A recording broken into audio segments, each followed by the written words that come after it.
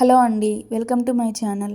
మీరు ఎవరైనా కొత్తగా నా ఛానల్ చూస్తున్నట్టయితే సబ్స్క్రైబ్ చేసుకోండి. ఈరోజు రెసిపీ వచ్చేసి బీట్రూట్ హల్వా. నేను ఒక 3 బీట్రూట్స్ తీసుకున్నాను చిన్నవి. ఇట్లా తురుముకొని పెట్టుకోవాలి.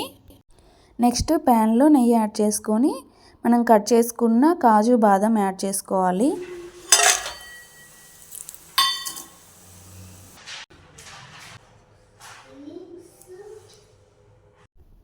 ఇప్పుడు అదే నెయ్యిలో తురుము పెట్టుకున్న బీట్రూట్ వేసుకొని ఒక 3 మినిట్స్ మూత పెట్టుకొని మగ్గించుకోవాలి.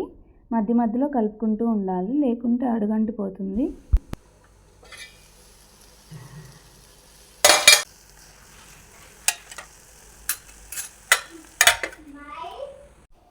అలా నెయ్యిలో వేగాక నెక్స్ట్ ఒక కప్పు పాలు యాడ్ చేసుకోవాలి. బీట్రూట్ మునిగే వరకు సరిపోతుంది. ఆల్రెడీ నెయ్యిలో వేగింది కాబట్టి అంత టైం ఏం పట్టదు ఉడకడానికి. సో కొంచెం అయితే సరిపోతాయి పాలు.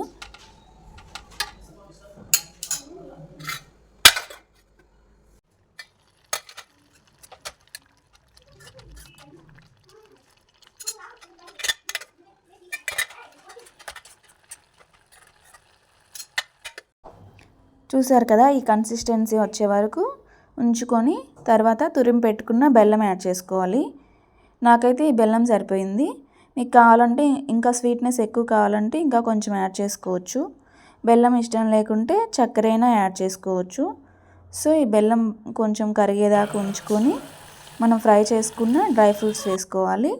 తర్వాత యాలకుల పొడి వేసుకొని మిక్స్ చేసుకోవాలి.